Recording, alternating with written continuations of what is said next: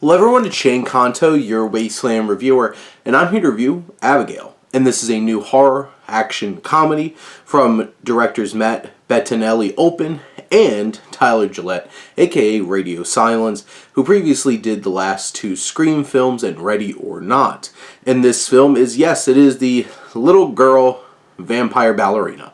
And you have a group of hired guns who are meant to kidnap this girl for ransom and keep her in this old creepy house for one day until they could get ransom. And how this film turns out is obviously, like we mentioned, little girl is a vampire, so not so great for everybody else. I do kind of wish that they could have sold this film without giving that part away, because at the moment that you find out that's what's going on is so impactful in this film, and I think a lot of that goes to this film takes the time to really set the stage and get you to that point. And you have Stephen Shields and Guy Busick who wrote this film. The first act is great setup. It slowly builds that tension. Bettinelli-Olpin and Gillette do a great job of heightening that tension, cranking it up. And there's a lot of like fake out scares and such that really does build the tension. And then once, cat's out of the bag, all hell breaks loose. Blood, gore. It's crazy fun time. Now, I feel like the biggest drawback to this film is by the time the third act rolls around and they're trying to figure out how do we get out of this and, not just do what every other kind of vampire movie does, it starts throwing tons of things at the audience and trying to see what sticks, and it becomes very muddled. A bit messy, if you will, along with all the blood and guts. And I don't know how well this third act really sticks the landing, but the thing is, it still stays fun, crazy, ridiculous, over the top, and exciting. And Bettinelli-Olpin and Gillette do a great job of building up that atmosphere. There's a very specific tone here. This film is hilarious. The dialogue is so sharp, but it's really the cast that brings it all together. First off, Alicia Weir, who plays Abigail, does such a great job for this young woman who recently played Matilda in that new Matilda the Musical over on Netflix. And she just embodies this character. She brings so much poise, confidence.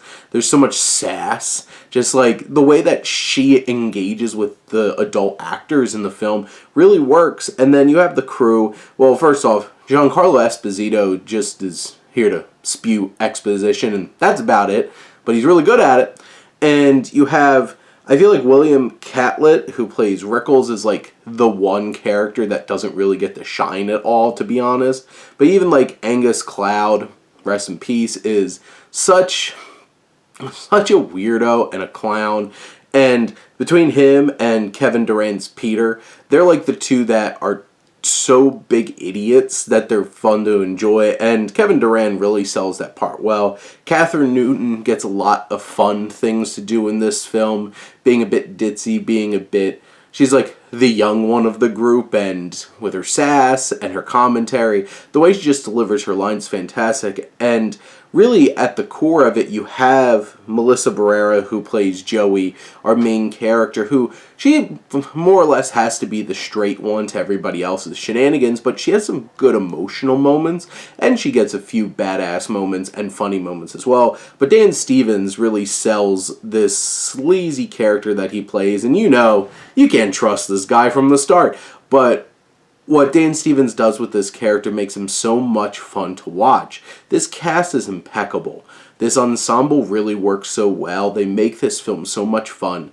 They make you laugh almost consistently throughout the whole entire film, because half the lines of dialogue coming out of their mouths, the way they deliver it is just so pitch perfect and funny.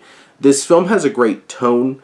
It has the score from Brian Tyler, who really understands the assignment here and builds something boisterous, bombastic, and fun to go along with this ridiculous, over-the-top, gory, because, like, the effect of when a vampire dies in this is ridiculous, and there's blood and guts everywhere. And this old house is really well designed, and the production design was pitch perfect.